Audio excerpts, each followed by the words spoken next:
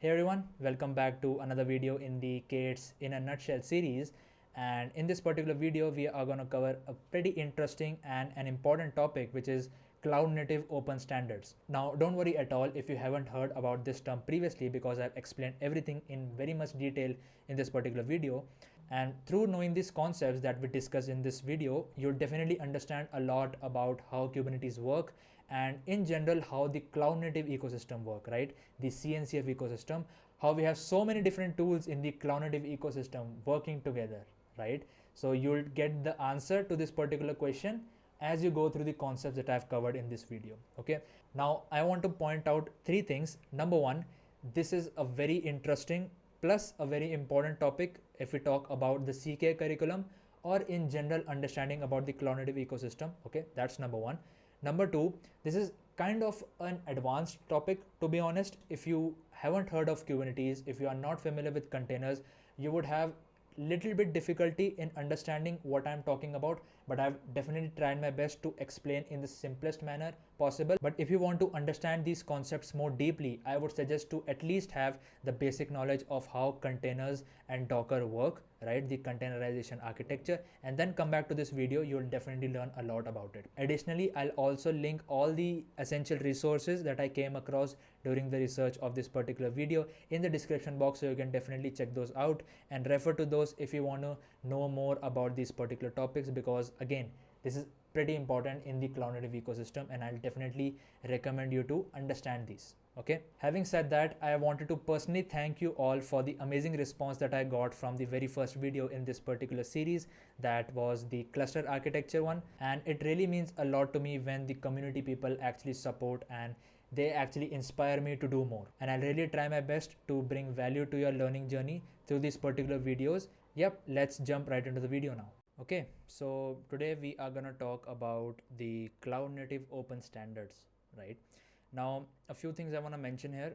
First of all, if you haven't heard about the term open standards, you don't have to worry about anything. I'll explain in a very simple language what are these and how are they used in the cloud native ecosystem. From the name itself, it suggests that we are talking about the cloud native ecosystem, right? The CNCF landscape or the cloud native computing foundation. All right. Apart from this, I'll also mention that this is a little bit to the intermediate side of things, right? Intermediate side of concepts. If I talk about someone who has just heard of this for the very first time, who are just hearing this for the very first time, but don't worry, if you are not able to understand after this particular video, after I explain you, you can definitely comment your doubts below and I'll try my best to answer those. And you can also go through the resources that I'll provide in the description box down below, so you can definitely explore more and learn more about the things that we are going to talk about today. Again, I'll try my best to explain you in the simplest manner possible. All right, so cloud native open standards, right? Let us leave the cloud native from the picture right now and let us focus on open standards. Okay, cloud native, we understand it's from the cloud native ecosystem, we are talking about that, but let's focus on open standards and then we'll connect it back to the cloud native side of things. All right, what are open standards, right? So open standards are the set of protocols or formats for particular services and tools in the cloud native ecosystem. Okay, now protocols here means rules, okay, and formats are formats, right? So these are the rules and the formats which are already predefined, and according to these protocols or rules and the formats, we are building or making new tools and services and making them available to the general public. Okay, so these are certain rules and formats. So what are open standards? If anyone asks you, these are rules or formats that have been defined for the tools and services being used in the open source ecosystem or in general the cloud native ecosystem. Okay, we got a little bit idea from it. The second point to mention here is that these are universally accepted. Now, what do I mean by universally accepted? That means all the open source organizations out there which are involved in the cloud native ecosystem or generally in the open source ecosystem, they have universally adopted these kinds of practices, rules, or formats to build their services and tools. Okay, so these are universally accepted by everyone around in the open source and the cloud native ecosystem. Okay, the open standards, these are universally accepted. We got that. The third point is, and this is very important, why are the open standards being used in the first place, right? Why do we need these, right? So these allow different types of services and tools to work together. How? The question is how. So imagine a situation, right, where you have different types of tools being created, okay? One for networking, one for storage, one for monitoring or logging or all that fancy stuff, okay?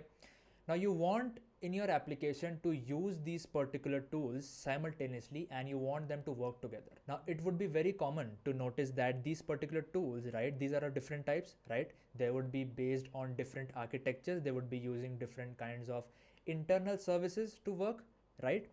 But the important thing to note here is that if the baseline is same, right, if the basis of these tools being created is the same, then you'll very easily be able to integrate them into your application, okay? That is the main idea of open standards. So the base that I'm talking about, right, the rules upon which the whole base of a particular tool is written, this particular base is same for all the tools which follow these open standards, okay? And that is the reason it makes it pretty easy to use these kinds of different tools and services together in a really seamless manner, okay? That is the idea of using open standards, okay? Now we answered the question why we are using something called as open standards in the first place, okay? Why does this exist? Now open here means open source. I'm not sure if you already guessed it from the very first time, but if you did, that's great. Now by open source, I mean that these are openly documented.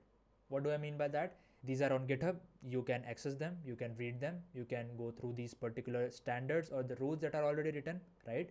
You can contribute to them because they are open source, right? And according to your experience, you can very well add your valid contributions to these particular standards. And also open source means that a lot of communities, open source communities actually collaborate together their knowledge, their expertise in order to create these formats and these certain protocols, and not to make them biased in the first place, right? These have to be adopted by a lot of tools out there, right? So all the open source communities and organizations which are involved, they try their best not to make these rules or formats biased to a particular vendor or to a particular organization, okay? That is what open means. Now there are two terms that I have mentioned here, and I have specifically, made boxes on top of them because these are pretty important to understand. And if you have been involved in the cloud native ecosystem, or you might be involved in some conversation about cloud native ecosystem, you would have definitely heard of the term vendor neutral, okay, and vendor lock-in.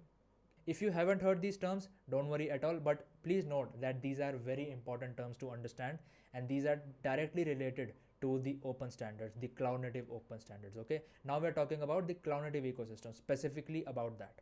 All right, so let us first start understanding, vendor neutrality. The open standards helps in bringing vendor neutrality. What do we mean by that? Okay, so for example, let us first see where this term is being used, right? So this is the official definition of the Cloud Native Computing Foundation, the CNCF, from their main website, cncf.io, okay? So the Cloud Native Computing Foundation seeks to drive adoption of this paradigm by fostering and sustaining an ecosystem of open source and vendor neutral projects. So this is where the term comes, vendor neutral. What do you mean by vendor neutral? Vendor neutral refers to the services and the tools which are not dependent on one particular organization. Vendor means organization which makes that particular tool, right? And neutral means it is not dependent on only that organization, okay? It's open to use, open to edit, and openly accessible to everyone. Okay, that is what we mean by vendor neutral. Now, if you are getting confused here, let me explain you with a very simple example. Okay, let us say that there is an organization A, okay, and there is an organization B. Cool. Organization A has created a storage solution and they have created their own open source tool. Let's name it A only. So organization A have created their own open source storage solution. Okay, let us consider a storage solution they have created, which goes by the name S1, for example. Okay, and organization B has also created their storage solution, right? Let us name that S2. Okay, these both are open source. Now you are an organization which want to use these storage solutions. Okay, you are already using S1, let's say you are already using organization's A storage solution because that was open source, you adopted it in your organization and you are already using it. Cool. Now let us say one day you realize, okay, it's not working out, or I want to do something different, I want more features. So you go to organization B to adopt their tool into your organization. Okay, now focus here. If these particular tools, the S1 storage by organization A and the S2 storage by organization B, they were following the open standards, okay, the base of these particular tools were same, right? You can easily switch from tool A to tool B without any hassle. Okay, why? These are storage solutions, right? Number one. Number two, the base architecture or the base configuration of these tools were same, right? Of course, the working can be different, the features can be different, but the base is same, right? So you are able to easily switch between one tool to the other without being dependent on one organization, okay? Without being dependent on only organization A. You are switching to another tool from a different organization, the storage solution is same, right? The base is same because they are following the open standards. The feature may be different, the internal architecture may be different, but the main thing to note here is that you are easily able to switch between different organizations. What that means? That means you are being vendor neutral. What that means is you are independent of the organization that created the tool in the first place, right? You are just focusing on the tool, right? And if you want to switch in the future, you can easily switch because the base is same, it's following the open standards, right? So if a service or a tool is following these protocols and the set of rules in the first place, it brings vendor neutrality to the overall ecosystem. Okay, I hope you understood this particular term very clearly, it's very important. Okay, there is another term that we use here which is called as vendor lock-in. Okay, the open standards actually prevent vendor locking. Now what do you mean by vendor lock-in? Vendor lock-in actually means that as these particular standards, right, are open source, okay, that means the organizations actually collaborate together to develop these open standards, right, in a collaborative manner. So as these open standards are being developed in a collaborative manner, right, with a lot of communities being involved, so they actually prevent a lock-in by just a single organization. Lock-in here means dependency, okay, being dependent on just a single organization. So these open standards, as they are being developed by a lot of open source communities out there, they encourage collaboration, they foster innovation, right? New innovations are being done, and that is the reason they actually prevent lock-in or a dependency over just a single organization. So all these particular organizations have a say or can contribute their experience and their expertise into these particular tools, nevertheless which category they fall in, right? This can be storage, they can be networking, or any kind of tool out there. If they're following open standards, if they're open source, these are independent from being biased to just a single organization, right? Now this is the reason the vendor neutrality and being vendor lock-in, this is the reason that we have so many different kinds of tools in the CNCF landscape. So if you haven't checked CNCF landscape out yet, so these are all the projects, all the tools, all the open source organizations which are involved in the CNCF ecosystem, the Cloud Native Computing Foundation. And these two terms, the vendor neutrality and the vendor lock-in, this is the reason why we are able to work with so many different tools out there, and that is the reason why we have so many different tools in the CNCF landscape. Okay, now if you ever wondered previously why do we need so many different tools and how these tools actually work together, that is the reason, right? The open standards is the answer for that.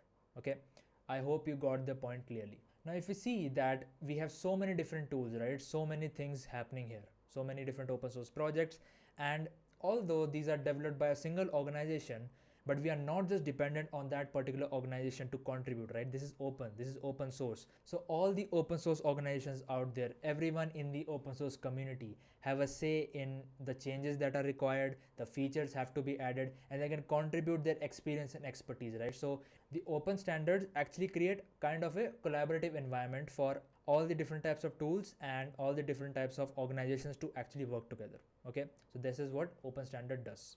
Now, just to recap, open standards are a set of rules or protocols and formats for various services and tools already defined for the cloud native ecosystem.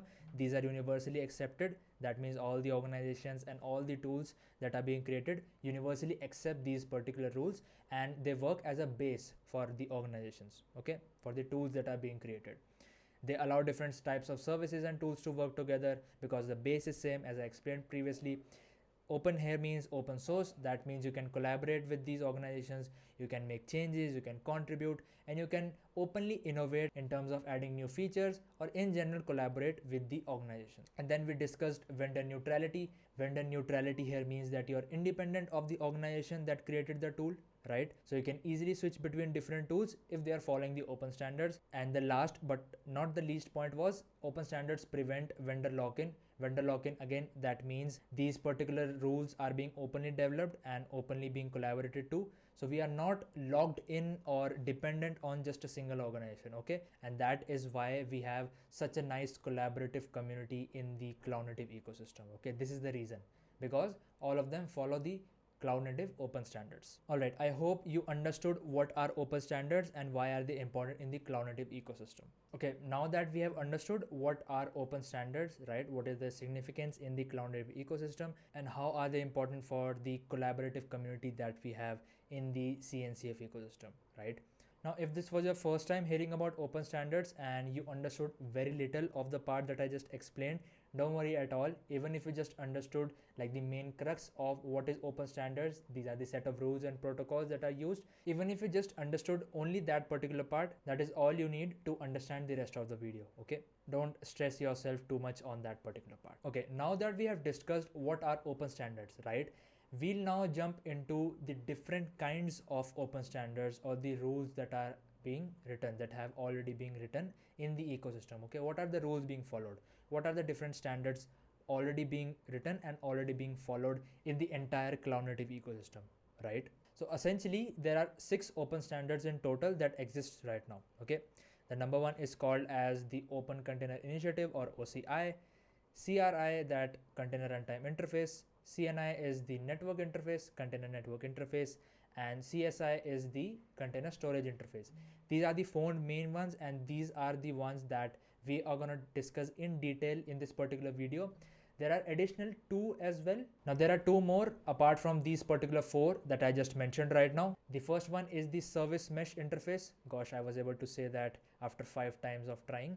Okay, and the last one is the Cloud Provider Interface. So these are the 2 more apart from the 4 main ones that I just mentioned, and we're not going to discuss these 2 because they're out of the context for this particular video. In the CK curriculum that I am learning right now, the 4 ones that I just mentioned, OCI, CRI, CNI and the CSI, these are the main ones that you need to go through.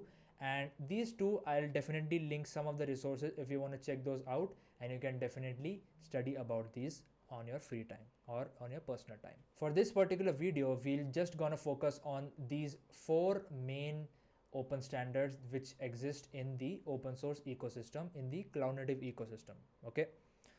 Let's start with the number 1, which is OCI. Now, one thing before we move on to learning about OCI is that you would have definitely noticed that all of them are related to containers, right? At least the 4 main ones that we just mentioned right now, all of them are related to containers. Why? Because as I mentioned, the open standards actually focus on the base, right? The base of all the tools should be same. Their working can be different, the features can be different, but the fundamental base should be same, right? And if we talk about the DevOps and the overall cloud native ecosystem, what is that one element that connects all of these tools together? Container, right? The containerized architecture. So that is why the 4 main open standards that we are just going to discuss in this particular video, these are focused on the containerized part of things, okay? And essentially from there on, these branch out to different use cases according to the tools that are being used, okay? You'll understand this particular concept more as we go on covering the different kinds of open standards out there, okay? Don't worry about that. I just wanted to mention this right now. Okay, OCI, we are right now discussing Open Container Initiative, from where all of this got started. That is the first open standard that was developed, OCI. Now, for the OCI part, I want to start with a question. I'm asking this question to you. Have you ever wondered, like, why are there so many container solutions available? Okay, why couldn't we just work with a single solution, and why there are so many options available for us to use. Okay, so if we take a look at the CNCF ecosystem, we have Containerd, Cry.io, Firecracker, which is from AWS, gvisor. Then if we talk about tools, we have Rocket, Docker, we have then Podman. I mean, so many tools, and more tools are being developed. So the question arises here that how do we have so many container solutions available, right? And how are we able to interchangeably use them in our organization? That is the question I want to ask. And the answer for this particular question is OCI. So what is OCI? If we look at the official website definition, it is open governance structure for the express purpose of creating open industry standards around container formats and runtimes. Cool. So if I break this down into simplest manner possible, so these are the open standards or the rules which are openly governed. That means they're open source and not just governed by a single body. And their main purpose is to create open industry standards around container formats and the runtimes that run those containers. Okay, container formats, how the containers should be created, and the runtimes, how to run these particular containers. Okay, that is what OCI means, and that is what it does. So if you look at some stats here, it was launched in June 2015, and the core contributors of OCI at that particular time were Docker, Core OS, and other leading container solutions that were out there. Okay, so these came together and they developed one single structure, one common structure that is to be used by all the container solutions out there, and those were according to the best industry practices that were being used and right now that are being used. Okay, now the main aim of creating the OCI or this kind of a structure was container globalization. Okay, now as we know, the world of containers, the microservices architecture, right, they have revolutionized the way we look at tools, the way we look at technology today, right? These are the main crux of all the tools being used in the DevOps and the cloud native ecosystem, right? The containers. So the containers are the center point. They are very important, and that is the reason why the OCI standards were created to promote container globalization. And that is the time which I am talking about is the early stages of when the containers came into being. Okay, when organizations actually started to use containers.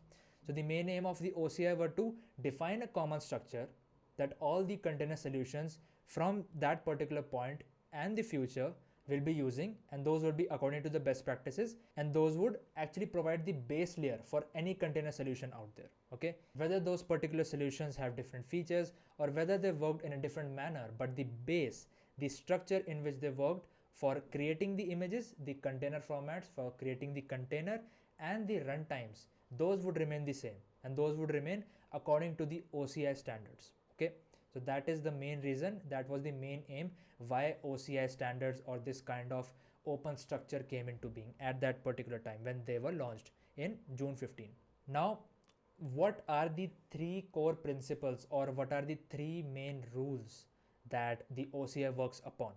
Okay, the rules, the specifications which are called as, we are going to discuss right now, but focus on the three core principles that the OCI is based on. Okay, what does it say? Right, the number one is composability. Now by composability, OCI means to say that all the containers that are running, they should be independent of each other, they should be independently running, right? But at the same time, they should be portable and secure as well. Okay, so that is what we mean by composability. These are the things, these are the principles that have been defined by OCI, and I am just telling it to you. Okay, all the containers should run independently, but they should be secure and portable at the same time. Okay, that is composability. The second is decentralization. So decentralization essentially means that whether the containers are being run on different platforms, different operating systems, or different environments, the core concept of containers should be same. Okay, that is where the OS independency, okay, the containers being OS independent, you would have definitely seen this, right? Why do we use containers in the first place? Because they are operating system independent, right? If you run a Django application on Mac OS and you try to run that same application on Windows using containers, it would run the same, right? Why would it run the same? Because OCI has defined it. It is mentioned in the OCI standards, it is mentioned in the OCI specification that the containers should run the same irrespective of the platform or irrespective of the operating system it is running on. And this is the reason from where the OS independency of the containers came into being. Okay, that is the reason. The last is minimalism or being minimalistic. So according to OCI, running a container should be as simple as running a particular process. So if you compare it with a real life example of running a Docker container, you just simply do docker run and the name of the image, right? So from where does this simple architecture comes from? It comes from OCI. It is defined by OCI. Okay, so we have discussed the three core principles of OCI. One was composability, decentralization, and the last was minimalism. And I also compared it with the real life examples of OS independency and just a simple command of docker run and your image name. Okay, the minimalism part of that. I hope you got the point. Now comes the most important part of OCI. Okay, the specifications, the rules itself. What are the rules being defined by the OCI? The principles that we just discussed are what the OCI just said. Okay, these are the things that OCI has defined, but the implementation of those principles are the specifications. Okay, the specifications are the most important thing of OCI and all the other open standards that we'll just see right now, but focus right now on the OCI specifications because these are really important. There are three specifications or the rules that OCI has mentioned. Number one is image spec, image specification, runtime specification, and distribution specification. We'll discuss each of these in detail right now. Let's start with image specification. Okay, so what does the image specification say, or what are the rules defined for a container image? Okay, by image we mean a container image. What does it say? The number one thing it says is how a file system bundle should be packed to create an OCI image. Okay, now let's break this. What do you mean by file system bundle? File system bundle is basically a set of files organized in a certain way, right? Such that it contains all the necessary information, the data and the metadata. Okay, the number one thing. The number two is that any OCI compliant runtime can perform all the standard operations on that. Okay, so what does the image spec says? It defines how a file system bundle, right, how the files should be organized in such a manner, right, such that it contains all the necessary data, it contains all the necessary metadata, and an OCI compliant runtime. Okay, what do you mean by OCI compliant runtime? A container runtime tool which complies with the OCI specification, which complies with the structure that OCI has defined, can run that particular image. All right, that is what is defined in the image specification. So how a file system bundle should be packed in order to create an OCI image. Now OCI image means OCI compliant image. So a container image which complies to the OCI structure. Now what is this structure, how an image should be made, we'll discuss it right now. So what is the goal here? To create interoperable tools. The tools that are already created or will be created in the future will be using these rules, right? So the goal is to create interoperable tools. Now interoperable here means they can seamlessly be integrated into an existing system. Okay, so the goal is to create interoperable tools for building, transporting, and preparing a container image to run. Okay, so the first thing is building an image. The image specification defines how to build an image. The second is transporting, how an image should be transported from one system to another. That is what is defined. And the last is preparing a container image to run.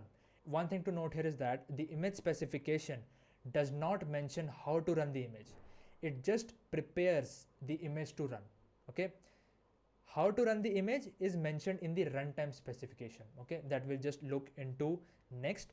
Just note that prior to running the particular container image, all the preparation that goes prior to that is mentioned in the image specification. Okay, there are a lot of tools that already support the image specification, right? Docker, BuildKit, Podman. Now how do we know that these particular tools follow the image specification? See their process of creating an image. Okay, see their process of creating an image, process of transporting that image, and in general process of creating a particular container image. Okay, that would be common in all these particular tools. Of course there would be some feature differences as well, right? They would provide an abstraction layer or some kind of additional features to simplify the task, but the base of creating an image, of transporting an image, or of preparing a particular image would be same in all of these tools. Okay, so these are the tools that support the image specification right now, and there are a lot more as well. Now, as I previously mentioned, image specification defines how an image should be created, transported, and how it should be prepared to run, right?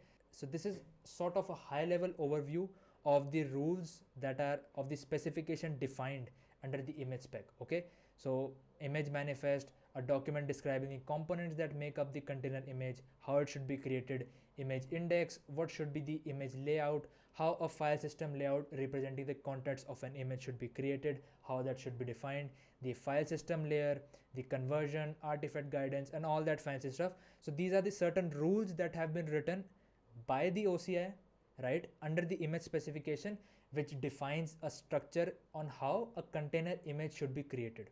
Okay, you can definitely check these out on OCI's GitHub repository, right? We can check out all the image spec. So this is the image spec, runtime specification we are going to discuss right now, distribution spec we are also going to discuss right now. So you can head over to the repository, check out what are the specifications that are defined for the image spec in detail, and you can go through them, right? Okay, so we discussed the image spec right now, right? And if you remember, I mentioned an OCI image, right? How a file system bundle should be packed to create an OCI image, which in turn means that we are referring to an OCI compliant image, right? Now, what does it mean to be OCI compliant? These are the things that you need to follow, the rules that are defined, right? That we just discussed right now. Okay, so these are the rules that if you follow, your image, your container image can be called as an OCI compliant image. And these are the things that are mentioned in the image specification under OCI. Alright, I hope you got the point. Now we have created an image, right? We have created an OCI compliant image. What's the next step? The next step would be to run it, right? The runtime specification is the next, and it defines how to run the file system bundle, okay? How to run the OCI compliant image that we have just created, okay? Using the specifications that are already mentioned. So the runtime specification defines how to run that file system bundle, okay? Now the main aim for the runtime spec is to specify the configuration, the execution environment, and the life cycle of a container, okay, throughout the runtime. Now the main importance of the execution environment, okay, or this entire statement, right? What do we mean by that? We mean that irrespective of the tool that you are using, right, the internal environment, the internal running environment should be the same, right? The application which is running inside your container should have similar kind of environment, should have a consistent environment irrespective of the tool that you're using. That is what is defined in the runtime specification. All right, and of course the life cycle of the container should be same, right? The operations, create, delete, update, and all that fancy stuff. So if you observe the container solutions out there, they have similar kind of operations, right? You can run your container, you can start, stop, and update your container, and all that fancy stuff, right? So the life cycle of a container is consistent irrespective of the platform you're using, right?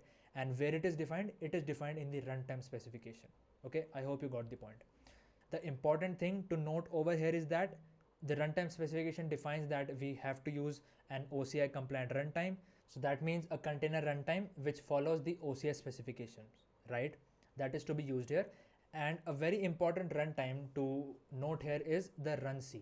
runC is the very first implementation of the runtime specification, or an OCI compliant runtime. It was the very first runtime, and it was contributed by the Docker organization, and that is what we call a reference implementation of the OCI runtime. All the container runtimes that we know right now, okay, which follows the OCI standard, which follows the OCI specification, are based on the runC container runtime. Okay, I hope you got the idea now. What are the examples of the tools of the container runtimes that exist right now? Kata containers, gvisor, cry.io, or CRIO, anything you want to call it. So these are all the examples of the container runtimes that are already out there, which adheres to the runtime specification, or in general the OCI specification. Now before moving forward, I just want to take a quick moment here and explain you the difference between a container runtime and a container engine. I think after understanding these two terms and the difference between them, you would understand the following concepts a bit better. There are two things, okay? Container runtime and container engine. So the container runtime is the one which does the actual task of running and executing your containers, okay? the next point is it manages the low level task of creating, stopping, starting and deleting your containers. So all these particular operations are being performed by the container runtime. Okay, important point to note here. What are the examples out there? Containerd, Rocket, or RKT if you want to call it, but usually we call it Rocket. These are the open source tools, open source container runtimes that already exist. Okay, and both of these are part of the cloud native ecosystem, the CNCF ecosystem. Okay, this is the container runtime which does the actual task of executing your container and is at the base, very base of the container tool. Now what is a container engine? So the container engine are the actual tools that we know, right? The tools that we use. For example, Docker, right? We use Docker to run containers, but what is actually managing and running containers? That is the container runtime. Okay, inside Docker, right, there is a container runtime which actually runs your container, which actually executes all these particular tasks for your containers inside Docker, right? And in Docker we use containerd as a container runtime. Okay, so now you know. Container engine is the high level tool that we use. So it consists of the runtime which actually performs the task of executing and managing the container, plus it has some additional features attached to it. The container engine actually uses the runtime to execute the container, right? The first point. The second point is it also adds management capabilities, right? Such as storage, networking, and all that fancy stuff. So if you have used Docker or if you understand the concept of Docker, you would understand this particular point. If you haven't used Docker yet, just understand that here is Docker, okay? That is what you are seeing.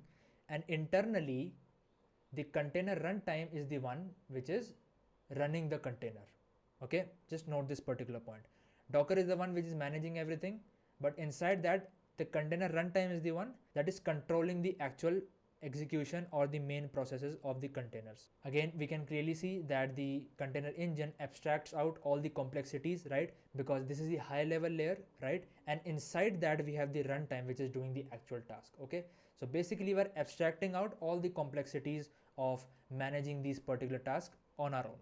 Okay, everything is done by the container runtime. Now the examples can be Docker. Kubernetes is also an example of a container engine or a container orchestrator, right, as we like to call it, because it does have a container runtime, right? If you remember from the very first video where we discussed the cluster architecture, the kubelet has a container runtime, right, which does the actual task of running a container. So one is the container runtime, and also it adds the storage, networking, and all that additional capabilities. So Kubernetes can also be considered as a container engine or a container orchestrator, as we like to call it, right? I hope you got the difference between the container runtime and a container engine, and this would definitely help you in the further video in the concepts that we are going to discuss now. Now coming back to the specifications, right? We discussed image specification. We also discussed the runtime spec or the runtime specification. Now I just want to tell you how these two actually work together in a real world scenario, okay? So firstly, imagine you created a file system bundle using the image specification, okay? That means you created an OCI compliant container image, okay? You have created that. The next thing is you'll use an OCI compliant runtime to run those particular images, okay? So this is how the image specification and the runtime specification go hand in hand. When we use a particular tool to interact with the containers, to build container images or to run them, we don't usually see these things happening because these processes are abstracted from us, right? But they are there and they are defined by the image specification and the runtime specification, okay?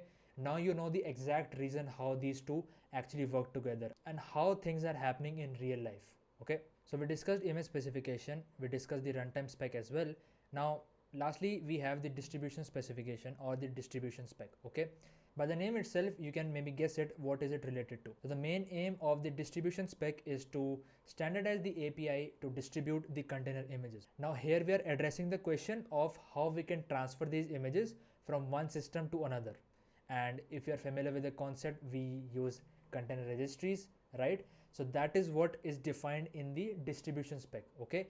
So standardizing the way in which the content is to be distributed, the rules which are needed when we talk about distributing the container images, right? They have to be the same, right? So we are standardizing or defining a common structure for the way container images are being distributed, okay? Now this particular specification is based on the API, which is Docker registry HTTP API version 2, which is essentially the API for Docker Hub. Okay, so the distribution spec is the basis of the distribution spec is Docker Hub, if you're familiar with that, right? The container registry for Docker images. And the last point is it's a lesser known specification. Why? Because it is already being implemented by the image spec and the runtime spec. So if you carefully read through the image specification from GitHub, right, you would know that there is a point mentioned there of how we can distribute these particular images, and similar way in the runtime spec as well. So the distribution spec has generally been covered in the image and the runtime spec, but it's there separately as well. Okay, so you can go through the rules. So this is the particular specification page for the distribution spec, and if you see the rules here, right, so push, pull, the config, image digest, image tag. If you're familiar with the concept of pushing your Docker images or pulling your Docker images from a container registry, you would definitely have heard these particular terms, and all of these are defined in the distribution spec. Okay, the distribution specification. So you can definitely check it out and head over to this link. Don't worry at all, I'll mention all the important links in the description box, so you can definitely check that out and read more about it. Okay, so that essentially covers the OCI or Open Container Initiative. I took my time and tried to explain it to you in a very simple manner, because OCI was the base of the open standards, right? And all the other standards that we are going to talk about, the main base is OCI, right? All of them are following OCI. So this was pretty important to understand, and we covered it in very much detail. So I hope you got the point, and I'll definitely link the PDF of this particular diagram if you want to refer the points again. The resources links are also in the description box as well. Let us talk about the container runtime interface. Okay, CRI. The first one was OCI, which is Open Container Initiative. This is container runtime interface, CRI. All right, let us talk about this. Now, one thing to note here is all the open standards that we're going to talk about from this point, the CRI, the CSI, and the CNI, I'll be giving example, I'll be connecting these to Kubernetes. Okay, because these three have a direct connection to Kubernetes, and as this particular playlist is focused on K8s, Kubernetes, right? So I'm going to connect all of these open standards to Kubernetes, or how are they being used in Kubernetes. All right, so the container runtime interface, it defines, okay, the container runtime interface, it defines the plugin, right, which enables the kubelet to use a variety of OCI compliant runtimes. All right, now what do you mean by plugin? Plugin is a kind of a program that works on the specified configuration, the configuration that you actually provided. Okay, so that is a plugin. So it enables kubelet, right? Remember kubelet from the very first video that we discussed. The kubelet is the one which controls the worker nodes, right? It is the main brain of the worker node. Now, if you are not familiar with that concept, I would highly recommend you to check out the very first video which I did on the Kubernetes cluster architecture. I explained kubelet and what all it does in very much detail, right? So definitely check that out. The CRI, or the container runtime interface, is a plugin, okay, it defines a plugin which enables the kubelet to use a variety of OCI compliant container runtimes. Container runtime tools out there which are compliant by the OCI specifications, all right, that we just discussed right now. So the container runtimes we know which run the actual container, right? So if you remember from the very first video of the cluster architecture, there is a container runtime which is in the worker node, which runs your actual container, and kubelet constantly communicates with the container runtime, right, in order to check the progress of containers and check the status of the containers, right? So the container runtime interface actually helps the kubelet or Kubernetes in general to work with a variety of container runtimes out there. Okay, that is what it does without recompiling the cluster components. Okay, without doing any unnecessary changes in your cluster, you can work with different variety of the container runtime tools that are out there without worrying to change anything in your cluster components. Okay, that is the main crux of container runtime interface. If we come on to the technicalities of this, it defines the main gRPC protocol for the communication between the kubelet and the container runtime. So again, refer to the cluster architecture video in which I mentioned that kubelet constantly communicates with the container runtime in order to get the status of the containers that are running inside your pods, right? So CRI helps you to use a variety of container runtime tools out there, right, which you can use in your Kubernetes cluster. Okay, that is what CRI defines. Now, if I just explain this with a very simple example, this is your Kubernetes cluster, all right? This is the kubelet inside your cluster, and this is the CRI plugin, right? The program that actually works, which is defined, the container runtime interface. And here we have a variety of container runtimes which are available to us, okay? These are open source and these are tools which are in the CNCF ecosystem, right? So with the help of the CRI plugin, Kubernetes has the ability to work with any container runtime tools available in the ecosystem. Just there is one rule to follow, that the tool it uses, that should be OCI compliant, or it should accept the OCI standards. Okay, if that's the case, that particular container runtime tool can be used with Kubernetes. Okay, that is the rule, and that is why we are able to use numerous container runtimes with Kubernetes without any hassle. Okay, and that is the reason we have so many container runtime tools in the CNCF ecosystem, right? So if we go back to this particular screenshot here, these are all the container runtimes, right, that exist in the CNCF ecosystem, and you can use all of them with Kubernetes. Isn't that amazing? Why? Because they all follow the OCI standards. Okay, that is an important point to note, and that is why we have so many tools in the CNCF ecosystem. Now, I hope you understood the main concept of CRI. What does CRI do? Okay, what is the main purpose of the CRI plugin? As we have now understood what is container runtime interface, right, and how it enables Kubernetes to work with different kinds of container runtime tools out there, I want to discuss about the Kubernetes 1.24 update, okay, because that is directly related to the concept of container runtime interface. So let's see what was it and why it is of great significance. Now, when Kubernetes 1.24 was released, this was one of the major things that were announced. Docker shim removed from kubelet. Okay, so what does it mean? The Docker shim component has been removed from the kubelet in Kubernetes 1.24, and from 1.24 onwards, you will either use one of the supported runtimes such as containerd or cryo.io, or use CRI containerd if you're relying on a Docker engine. Now, what does it mean? Okay, why did Kubernetes remove the Docker shim support, right? What is Docker shim in the first place? Let us understand that. Let us go back to before 1.24 and how things were happening back then. Okay, I'll explain you the story with this particular diagram which explains it pretty clearly. Okay, now before the Kubernetes 1.24 update, Docker was the one, okay, which was leading the container industry at that particular time. All right, it was the leading tool in the container industry, and it was the basis of the container revolution that we know as of today, right? It was through Docker.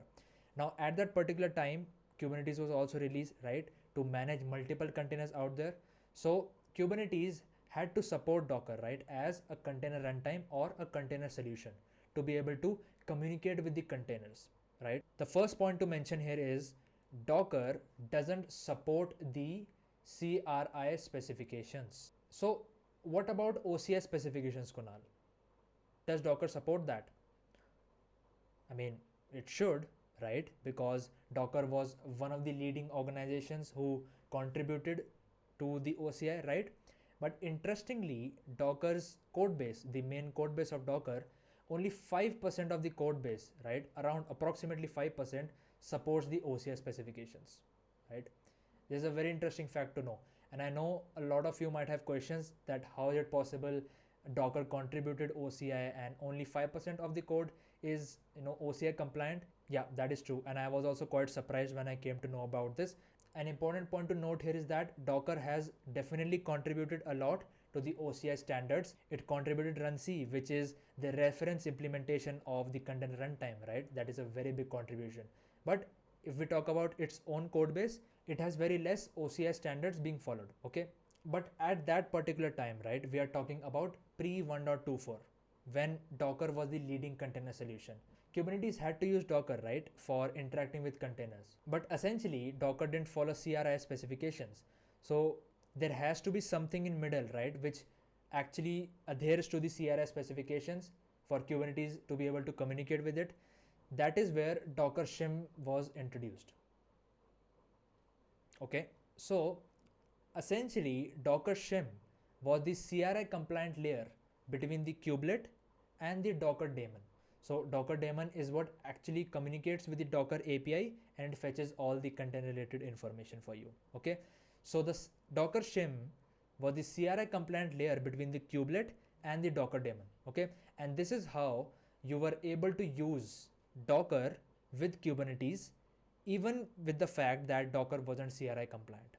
Okay, so if we look at the points here, so first of all, Docker doesn't support the CRI standards, plus very less of OCS specifications were being followed by Docker. Okay, so a solution for that was kind of a hack, you can say, was Docker shim, which is a CRI compliant layer between Kubernetes, the kubelet, and the Docker.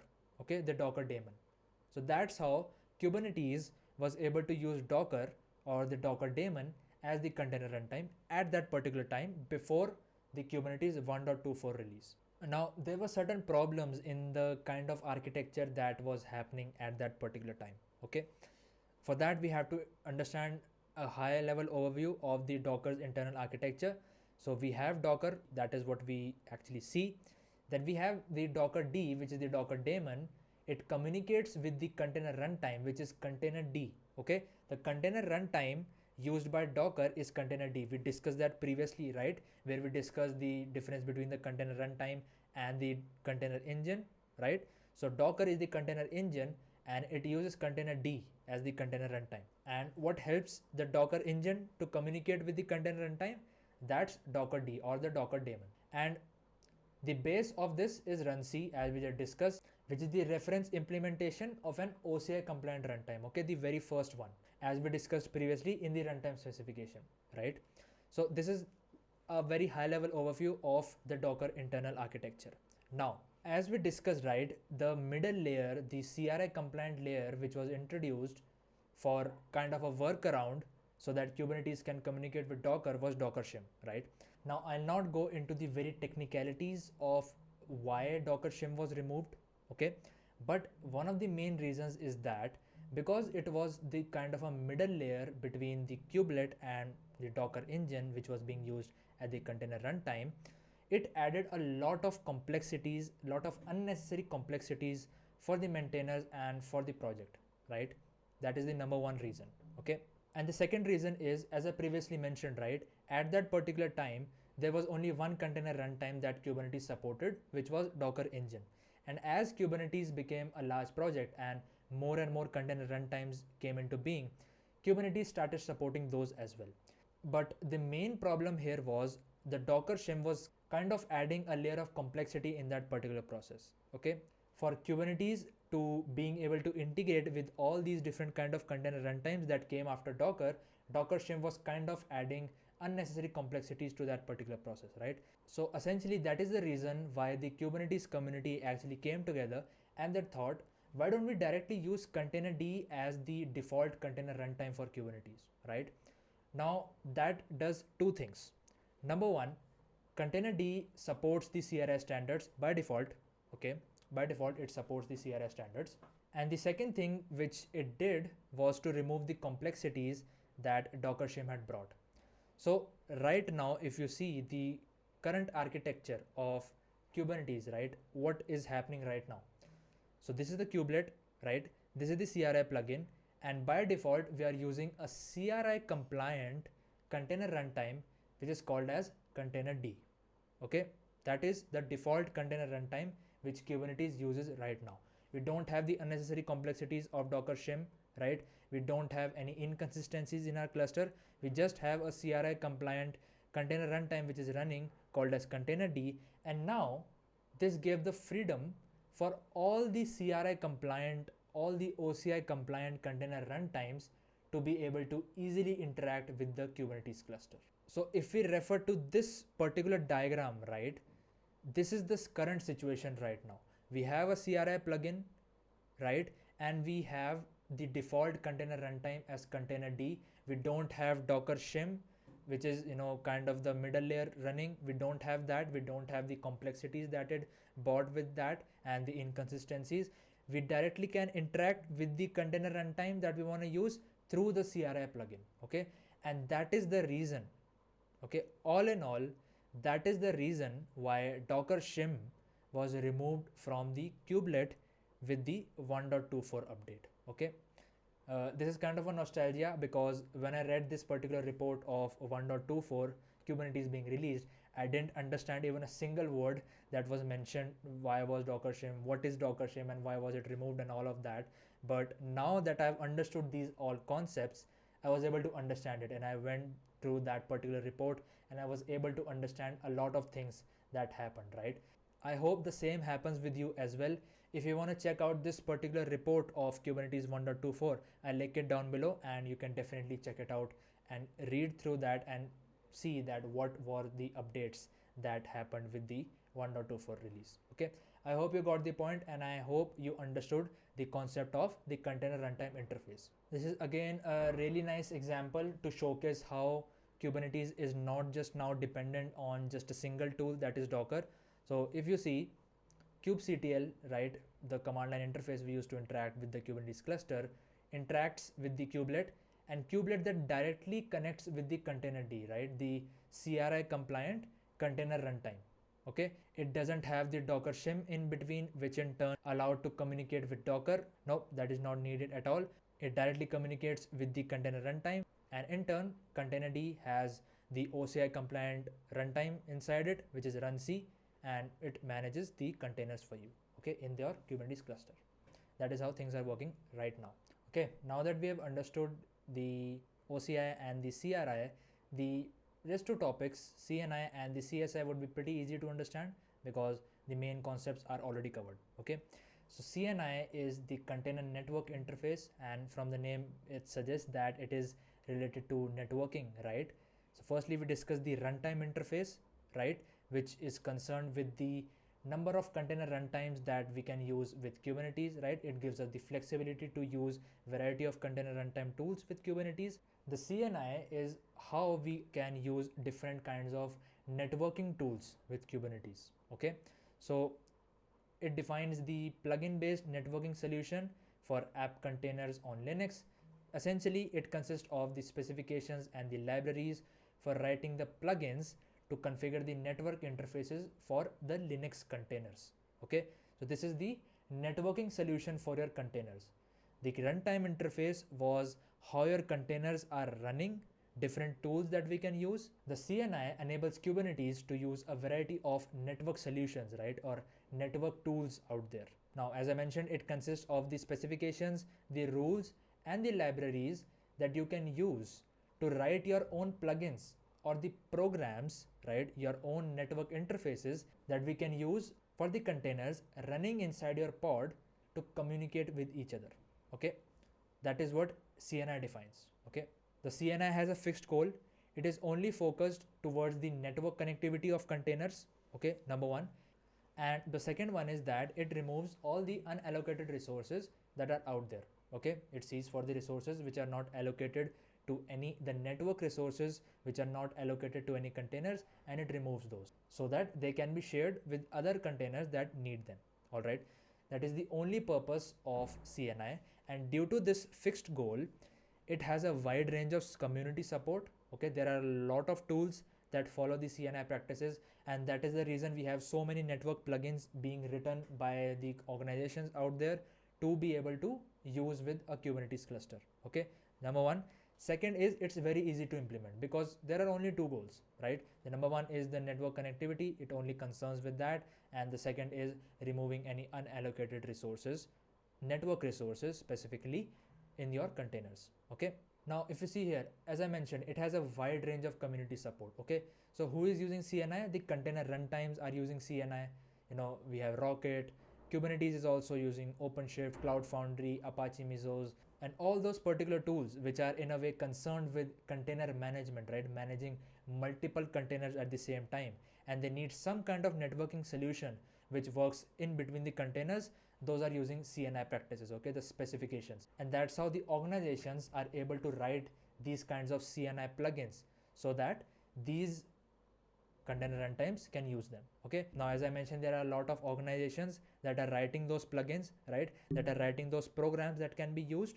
So we have, Calico, Weave, and all these. Cilium is also there, which is a CNCF project. Calico is also a CNCF project. We have the Weave plugin by Weaveworks. So these are the different kinds of plugins which organizations have written, right, and they follow the CNI standards, they follow the CNI specifications, and this is the reason they can be used with all these different container runtimes or the container platforms that are out there.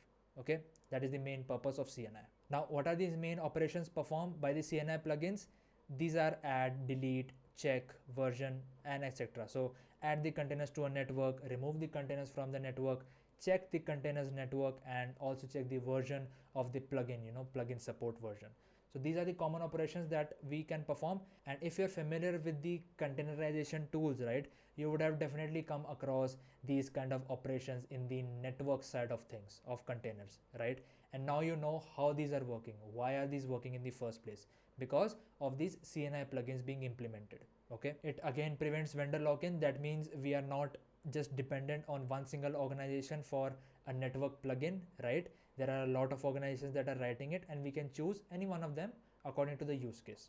Okay, the next is, it is the main solution for the cluster networking. As I previously mentioned, how your cluster components are communicating with each other, how the containers are communicating with each other. This is the reason. Okay, the CNI plugin that you are writing, the CNI plugin that is being used, that is the reason, and this is the main solution for the cluster networking. Okay, how the networking things are happening inside your Kubernetes cluster and your containers, of course. Again, it is managed by the container runtime. Now, if you remember the previous video where we discussed the cluster architecture, right? So you remember that we have a container runtime component inside our kubelet, right, which actually manages the container. We discussed that it has three internal components that are working together. One was the CRI, the runtime interface, the CNI, the network interface, and the CSI, the storage interface. So we discussed the CRI right now, the previous one that we just discussed. We are discussing the CNI right now, which is concerned with the network of the containers, and we'll discuss the CSI just after this. So you see how these topics are essentially connected together with each other, right? And that is very interesting. So again, the CNI is managed by the container runtime component inside the worker node, right? The examples can be found across the CNCF ecosystem. So we have Calico, Cilium, Flannel, Weaveworks. A point to be noted here is that these are the organizations that have developed the CRI compliant plugins, okay, to be used with Kubernetes. For example, Weaveworks is the organization, and Weave, okay, is the actual plugin which is used with the Kubernetes cluster. You can also see that in this particular image. So these are all the networking solutions that are under the CNCF ecosystem, and you can use them in your Kubernetes cluster. So Weaveworks is the company, Weaveworks is the organization which has developed the plugin called as WeaveNet. Okay, so WeaveNet is the plugin, the CNI compliant plugin that you can use with your Kubernetes cluster to manage the cluster networking, and Weaveworks is the organization which has developed that plugin. Okay, similarly it's Cilium, Calico, and all these particular organizations. I hope that you understood this concept now. This is something that you can try on your own in the Kubernetes cluster. So if you want to list the available plugins in your Kubernetes cluster, you can ls into this particular file, the bin file inside the CNI and the OPT directory. So you'll be able to list all the available plugins right now. And if you want to see the current CNI plugin, the current networking solution being used by your Kubernetes cluster, you can ls into the net.d directory inside your cluster, and you'll see the name of that particular plugin there that is being currently used. Okay, this is something that you can try personally on your Kubernetes cluster. You can use the killer coda scenario which I showed you in the previous video as well, and I'll link it down below if you want to try hands-on as well. So this was the container network interface. Lastly, we'll be seeing the container storage interface, and by now I'm sure you would definitely be able to understand what are we dealing with here. So it deals with the plugin based approach for storage solutions for your container orchestration systems, right? The containers which are running inside your system. It defines the plugin based storage solutions. That was the networking solution. Now this is the storage part of things. So the goal is to develop a plugin once and which can work across all the different kinds of container orchestration systems out there, be that Kubernetes, Apache Mesos, and all those particular tools that we discussed in the networking interface as well. Now, if we see the definition from the docs, this is the Kubernetes docs, by the way. So using CSI, third-party storage providers can write and deploy plugins exposing new storage systems in Kubernetes without ever having to touch the core Kubernetes code, right? This is the reason why we are defining CNI, CSI, or even the CRI. We don't want to update or change any of the existing Kubernetes code, right? We don't want any additional complexities. That is why Docker shim was removed. That is why we introduced containerd as a container runtime interface, which adheres with the CRI plugin, right? Which adheres to the OCI standards, the CNI standards for the networking solution. And that is why we have a CSI which deals with the storage interface, so that we don't have unnecessary complexities of navigating through the Kubernetes code in order to implement such solutions, right? This again prevents vendor lock-in. That means we can choose from a variety of storage solutions that are available to be used with our Kubernetes cluster, okay? That is what it does. It prevents vendor lock-in as well. Now, how is it working internally? It basically defines the API RPCs. RPCs are remote procedure calls. Okay, so consider a simple example for this. You have your container runtime, which is running in your kubelet, right? And inside that you have your CSI running, the container storage interface, which actually helps you to integrate a storage solution. That could be OpenEBS, Longhorn, or any of the project out there that follows the CSI standards, okay? So how does the container runtime communicate with this particular tool? That is done through the API and something called as the remote procedure calls. So essentially it constantly sends request through the API to the tool which is being used, right, for the operations it want to perform, okay? So the operations can be dynamic provisioning and deprovisioning of a volume, attaching a volume or detaching a volume, mounting a volume, or consumption of both blocks and mountable volumes, how much they are consuming, the local storage providers, all these particular Kubernetes concepts related to volumes, persistent volume claims. How is that happening? That is happening through the container storage interface, okay? I hope that this particular point clears it out. Now again, what are the supported container orchestration systems out there? We have Cloud Foundry, Kubernetes, Apache Mesos, and we also have Nomad by HashiCorp. So these are some of the supported container orchestration platforms that actually uses CSI, okay? What are the tools which adheres to the CSI standards?